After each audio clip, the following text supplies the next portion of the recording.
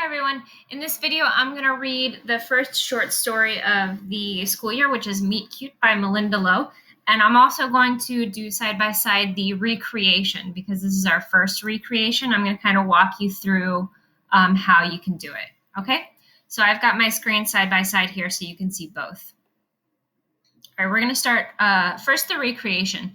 It says directions. Listen to the text. As you read, you can pause the video as necessary to complete the table. In the table below, insert images from Google searches or write words or details that come to mind from the story. On the left, put key details. On the right, put details that stand out as possibly connected to the central idea of the story. All right, so I'm going to kind of think us through that as we go, just so you see how recreations go. Okay. So I'm going to start reading the story, and when something strikes me as like, oh, this is probably a key detail, I'm going to go ahead and type it in my recreation. All right, so let's get started with the story. Meet Cute by Malinda Lo. Agent Dana Scully was not in a good mood. Nick watched surreptitiously as the black girl in the red wig and pantsuit, FBI badge clasped to the lapel, got in line behind her. She was scowling at her cell phone and texting furiously. When she finished her message, she pocketed her phone and crossed her arms, irritated, frown still in place as she looked over the crowd. The line for the preview screening of Queen of the East, one of the biggest events at the Denver Science Fiction and Fantasy Convention, was rapidly filling the lobby in front of the Rocky Mountain Ballroom. Nick spotted a Star Wars Rebel Alliance group, 2 minions and a bunch of people dressed as the Queen of the East herself, in her gold leggings, shiny black trench, and silver hair. The multi-story lobby echoed with the sound of excited chatter about the upcoming preview. Nick eyed Scully. Did Mulder piss you off or something? Scully's gaze jerked to Nick. What? She snapped. Nick held up her hands. Sorry, you just seemed upset. Upset, Scully repeated, her lip curling. Who are you? Her eyes swept Nick up and down in a decidedly judgmental manner that made Nick flinch. All right, so character 1 is Nick, who is watching Scully. Okay, we don't know who Scully is. They're at a Comic-Con, so they're like dressed up as characters.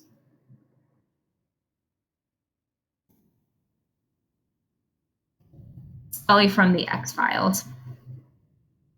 Okay, and the setting, they told us the setting. They are at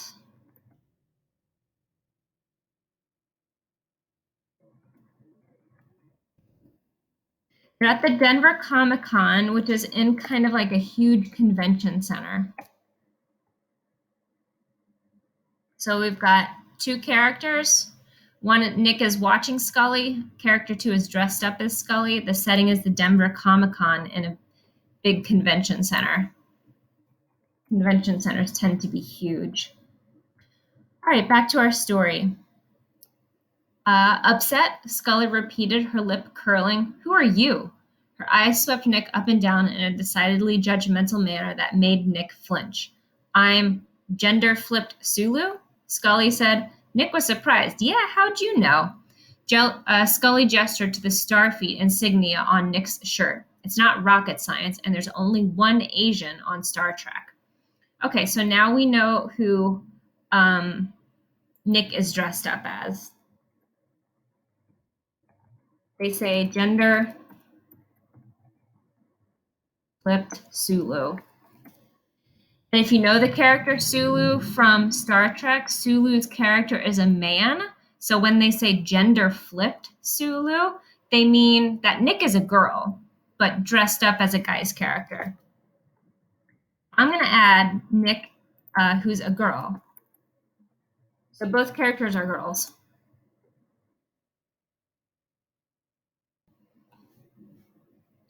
All right. Nick frowned. So Nick is dressed up as Sulu. Yeah, well, Scully was unexpectedly hostile for a DenCon cosplayer. Nick turned away, feeling uncomfortably insulted, and glanced at the group of guys ahead of her in line. They were dressed as zombies, which indicated a distinct lack of creativity, but at least none of them were angry at her for no reason. One of them nodded at her. Yo, Sulu, he said. He did a double take. Wait, you're a girl. How does that work? Nick's mood already soured and went further south. How does your mouth work when it's dripping with that bloody drool? The zombie, whose face was painted with gross, slimy makeup, looked startled. I hate it when girls think they can cosplay men, one of the other zombies said. He had a glistening trail of drool on his chin. It always looks so lame. I hate it when guys think slapping on fake blood and plastic wounds equals anything remotely cool, Scully said, and stop insulting disabled people.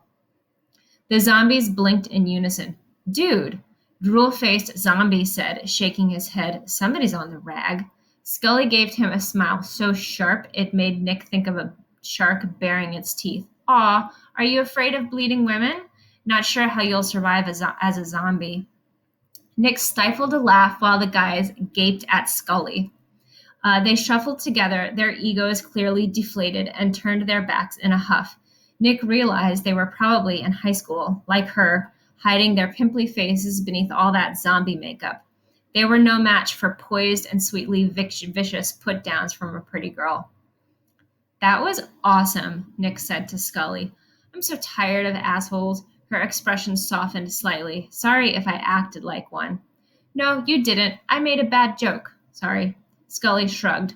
No, it was a good joke. Mulder did piss me off. What? Nick said, laughing. Did you come with a Mulder? I came with a Mulder and a Kiersek, she said, rolling her eyes. But they're a couple, and I'm tired of being the third wheel, so I decided to see this preview without them. There's just so much meta going on in what you just said. I can't even. Scully grinned. Yeah, well, Mulder's real name is Casey, and Cyrek's real name is Sebastian, and they've been together for like 3 weeks, so they're totally into each other. Okay, so I think we came into a little bit of a conflict. I'm going to put that Nick is given a hard time by zombies for dressing as a male character when she is a girl. Did I get that right? Yes.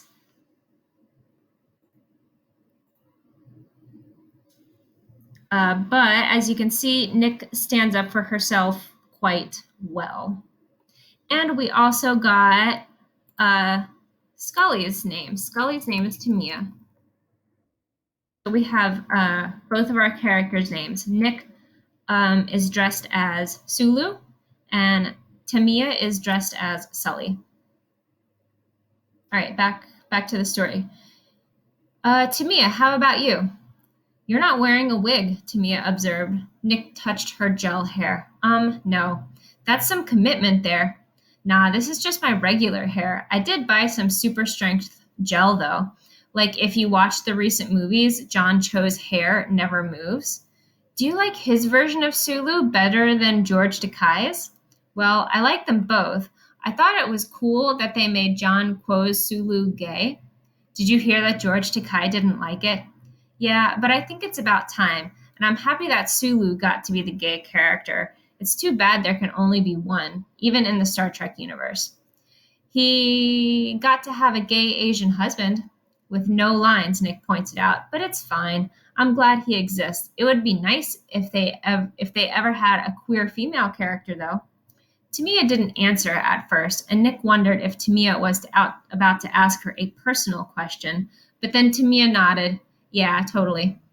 Nick gave Tamia a closer look. She was cute.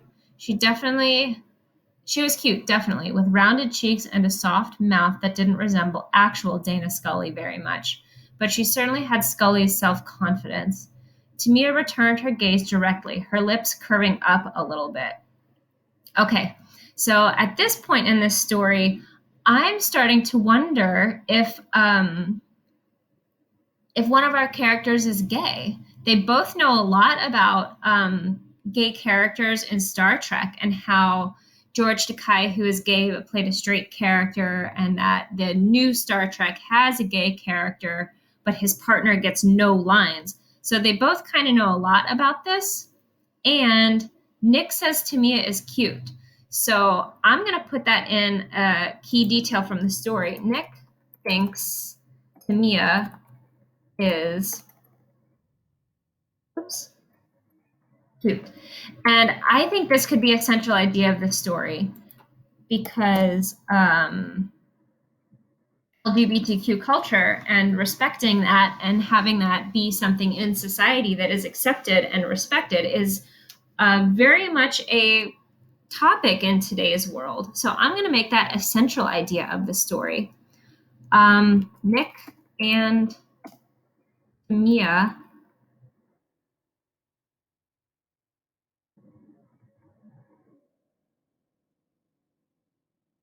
It could be actually at this point. I'm just going to put Nick. She could be an LGBTQ character.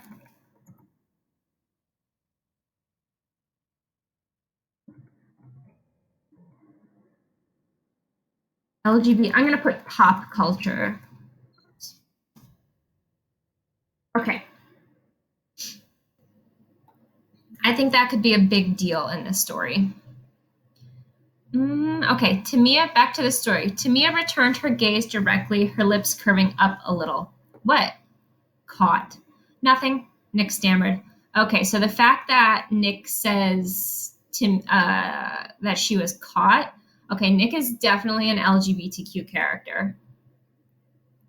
Nick stammered. She hoped she wasn't turning red. That was the problem with being Asian. Every tiny blush showed up on her face. I'm psyched for this movie, Queen of the East. Have you read the comics based on it? The comic book series was about a female detective in a futuristic Shanghai who tracked down supernatural serial killers. No, I only saw the trailer. I'm really glad they cast Asian American actors. I was worried Hollywood would be shitty as usual. Okay, we also know that Nick is Asian.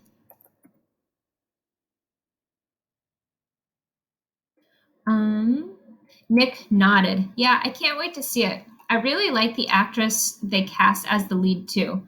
Have you heard the big spoiler? Tamia held up a hand. No, don't tell me. I don't want to know. I love Alexa Chen. She was so great on Dark Knight. Totally agree, trying to sound casual, Nick added. She is really hot. Tamia's eyebrows rose slightly and her smile broadened.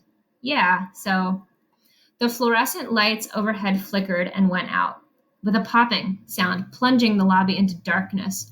Only the exit signs over the doors remained lit. For a moment, all conversations ceased. Then everyone started talking at once. What the hell? Nick said. What's going on? Tamia asked. Someone pushed open a set of double doors, letting in a dull light from the corridor outside. Through the doorway, rain lashed the floor-to-ceiling windows that lined the exterior of the convention center. Everyone was pulling out their cell phones, creating a sea of bobbing lights in the cavernous space. One of the zombies complained, the Wi-Fi died. Nick checked her phone too. I don't have any bars. I bet the storm is interfering with reception. Many people, including Tamia, were trying to make calls or send texts. My brother works at the convention center control room, Nick said to Tamia. They have emergency procedures and generators and stuff. There'll probably be an announcement any second explaining what happened. I hope so, Tamia said, sounding skeptical. Okay, so major thing happened. Lights are out.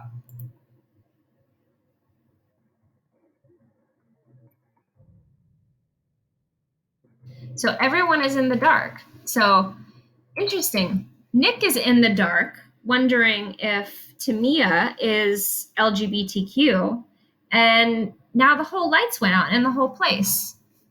So it's kind of like the lights are out, everybody's in the dark, but Nick is kind of figuratively in the dark because she doesn't know if Tamia is gay or not. Okay. Power is out across Metro Denver. The generators won't start either. This is bullshit, man. A drool-faced zombie complained. Somebody needs to tell us what happened, said one of the queens of the East in a penetrating but thin voice. Calm down, it's going to be fine, a Star Wars rebel answered. Oh my God, someone just fainted. A person shrieked from across the hall. The crowd turned all at once like a swarm of bees twisting in midair. The hum of voices, concerned, anxious, frightened, rose in a wave. Nick was beginning to sweat uncomfortably beneath her polyester Star Trek uniform. She plucked the mustard yellow fabric, fanning herself in the stuffy air. Crap, she muttered. Did the air go off? The air? Tamia hissed. You mean we're going to suffocate in here? No, Nick said quickly. Don't worry. That's not what I meant. Just, the AC units are electric powered too. That's supposed to help, Tamia said, agitated. The previously orderly line was breaking up into jittery clumps of costumed congoers, Batmen and Wonder Women, gangs of zombies, and squads of minions, all peering into the cell phone lit dimness, talking over each other as rumor after rumor flitted through the air. Nick frowned. I should go find my brother. You know where he is? I think the control room is near registration, Nick said. She didn't add that the convention center was an impenetrable maze even when the lights were on, or that she'd ever before visited her brother in this office. These people are beginning to freak, Tamia said, shaking her head. Look at them. They're a mess. The collective anxiety was catching. Nick felt it crawling over her skin in a disturbing electric buzz. She didn't care so much about the lights, but being engulfed by a nervous crowd set her off her claustrophobia. I have to get out of here, Nick said. She began to move towards the exit, pushing through the caped Batman. Tamia followed her. Wait, I'll go with you. Besides, it's dark out there and you need some light. Tamia pulled a flashlight from her back pocket. Nick gaped at her. You have a flashlight? Tamia cocked her head as if Nick were being dense. Agent Scully does. Nick shook her head in wonder. Okay, let's go. The exhibit halls of Rocky Mountain Convention Center were connected by seemingly endless corridors of polished floors lined with multisensory glass windows. On a clear day, the windows provided beautiful views of the Rocky Mountains, but today the charcoal clouds and drenching rain turned the outdoors into a hellscape that Tamia imagined would be right at home in an apocalypse. Lightning cut a jagged arc across the sky as she and Nick wove their way through the mob of congoers. The bright white flash lit everyone's face for a fraction of a second, eyes wide, mouths open, staring at the storm outside. A thunderclap shook the floor. Come on, Nick said, grabbing Tamia's arm. Tamia let Nick pull her through the crowd. It was like squeezing through the packed convention floor on an opening day, except nobody looked happy to be there. A woman started shouting, Sarah, where are you? Sarah! As the frightened woman came closer, she pushed aside everyone in her path. Tamia and Nick were shoved toward the interior wall, and someone elbowed Tamia in the back. Ow! Tamia said indignantly. She caught only a glimpse of the person who had bumped into her.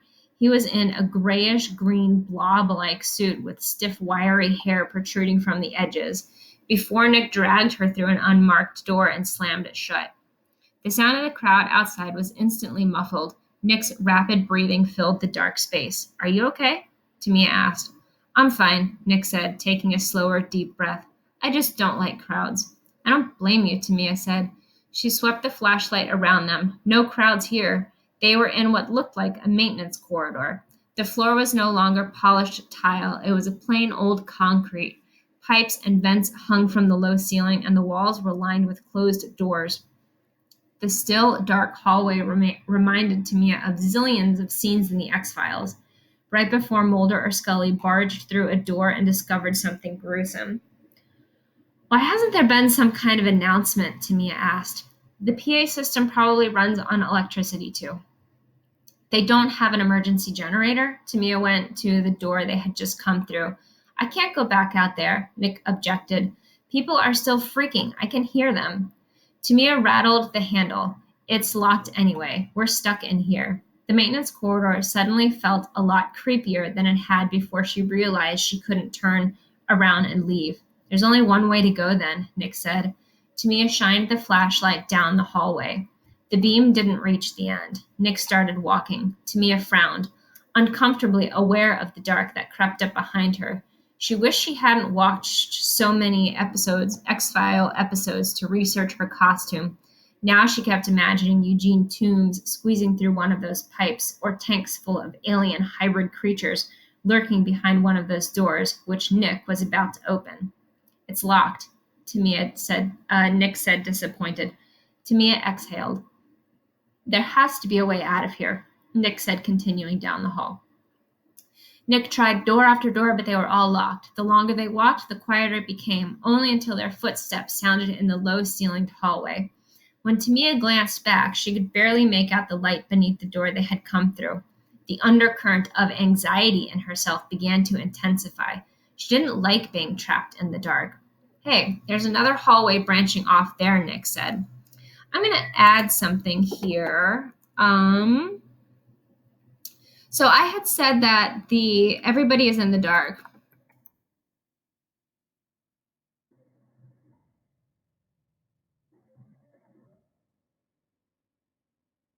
Literally because the power is out.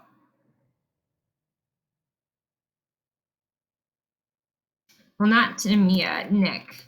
Nick is the only one we know who's definitely wondering. Nick.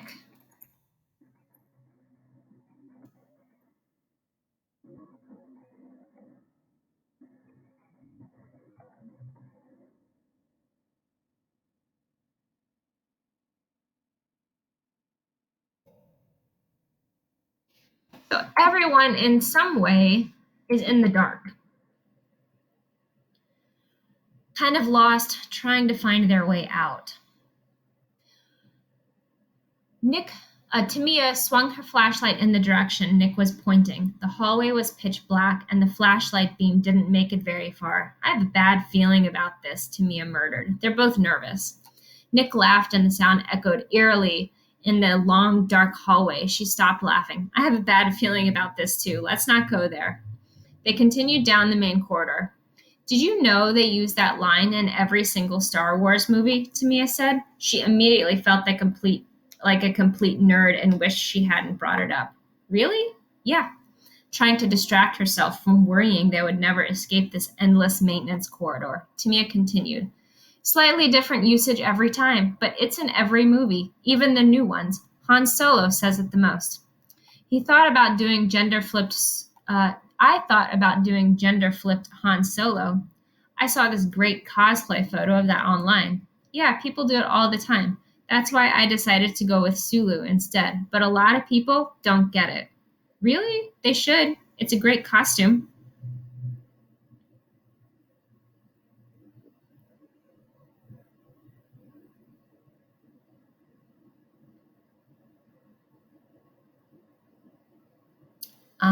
Sorry. Thanks. Nick was reaching for the handle of another door when a crash sounded behind them. They both spun around, and Tamia's flashlight swept across the floor. Was that a door? Nick asked. It sounded like it, Tamia said. A faint sound drifted towards them from beyond the end of the flashlight beam, a shuffle or a slide like a dragging footstep. They instinctively moved closer together, shoulders touching. The flashlight flickered, the bulb making a tiny snick sound. Someone else is in here, Nick whispered.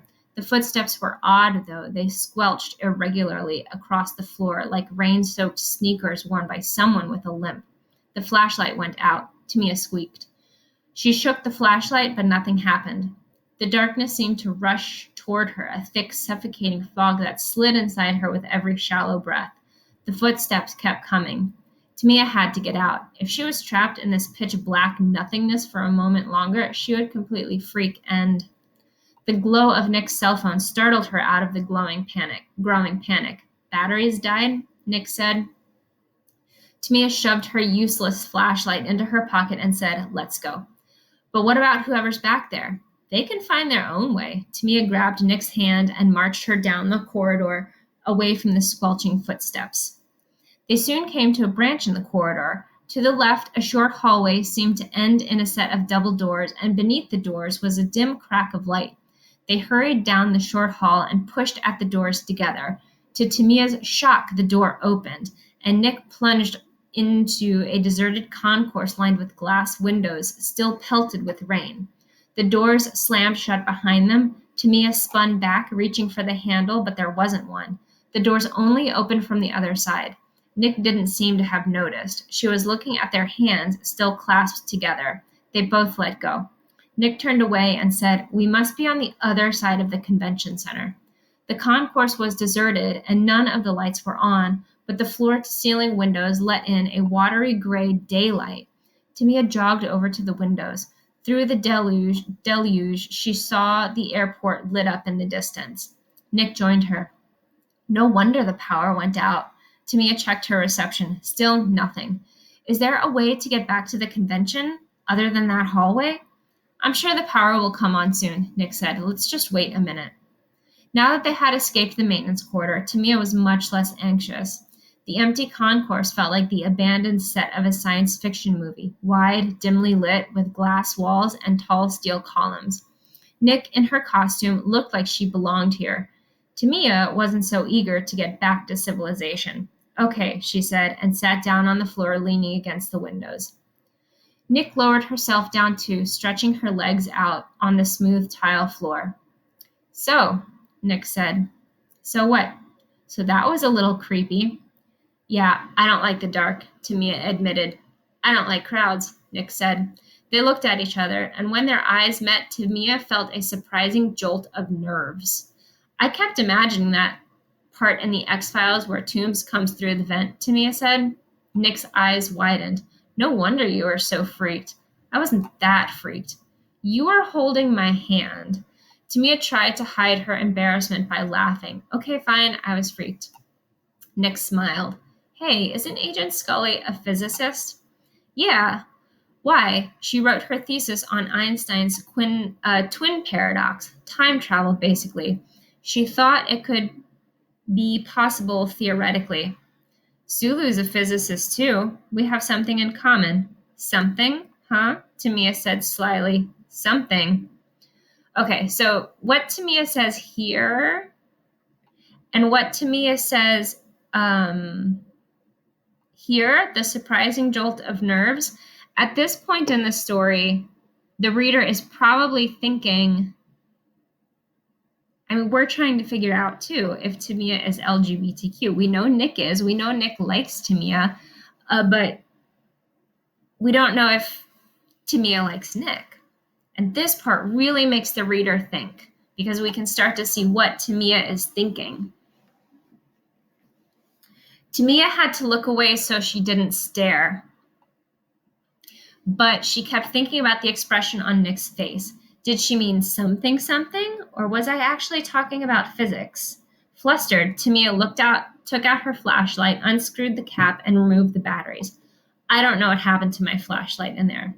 So clearly these two girls, Tamia's flustered.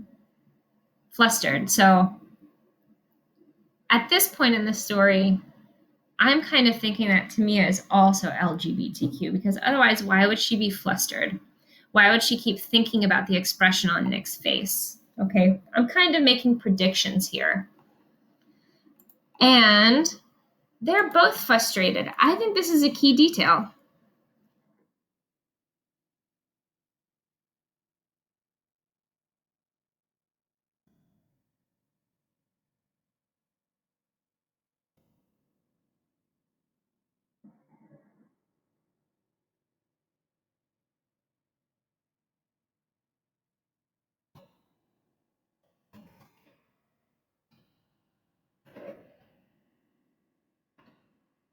I can see where they're both frustrated because neither of them want to just come out and ask.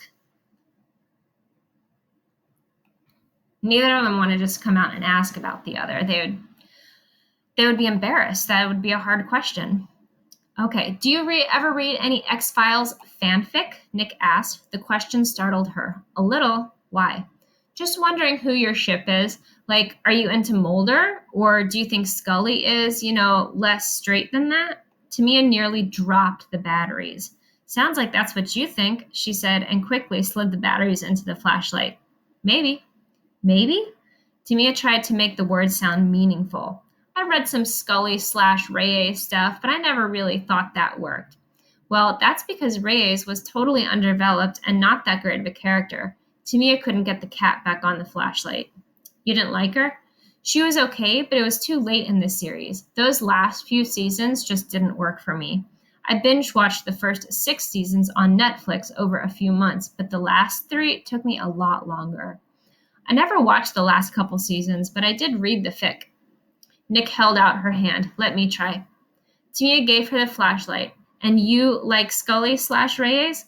Well, I like Scully, Nick said. She lined up the cap at the end of the flashlight and screwed it back on. She pressed the power button and the lights came on. Loose batteries. Tamia took the flashlight back. Thanks.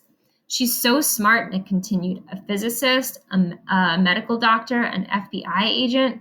Definitely an overachiever, Tamia said. What about you? How much are you like Scully? Tamia tried to stop fidgeting with the flashlight.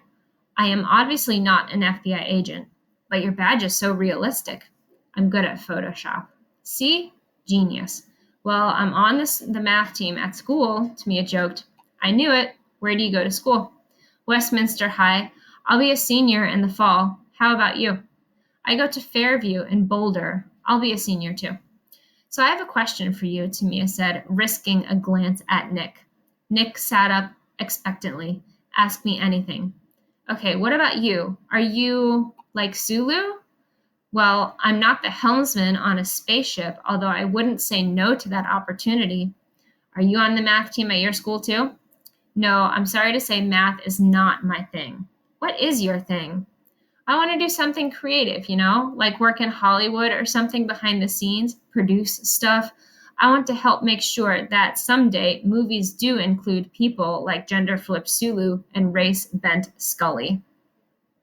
That's really cool. Tamia noticed that Nick had 3 small silver hoops piercing her right ear. In the quiet between them, the sound of rain pounding against the windows was a constant staccato. It's pretty serious out there, Nick said softly. Yeah, Tamia agreed. She should be worried, shouldn't she? She hadn't heard from Casey or Seb, and she had no idea how to get back to the other side of the convention floor, but she was reluctant to get up off the floor. Tamia took a deep breath. So I have one more question for you. Go for it. Tamia cocked her head at Nick. Is gender-flipped Sulu gay too? The double doors they had come through banged open. Tamia heard squelching footsteps. She scrambled to her feet, Nick beside her, both of them staring at the thing that stumbled through the doors. Okay, I'm going to stop this video here. Okay, you've got the rest of the story to read, and at least one more thing here to fill out. Okay, the central idea, because once the story irons out, once they get back to their friends at the end of the story, the central idea is going to become, it's going to get more developed, okay, because all of the suspense that is building up right now, we're going to know how it ends, right? So that gave you an idea of how to do the recreation, and it got you most of the way through the story. So you'll have to finish reading the story on your own.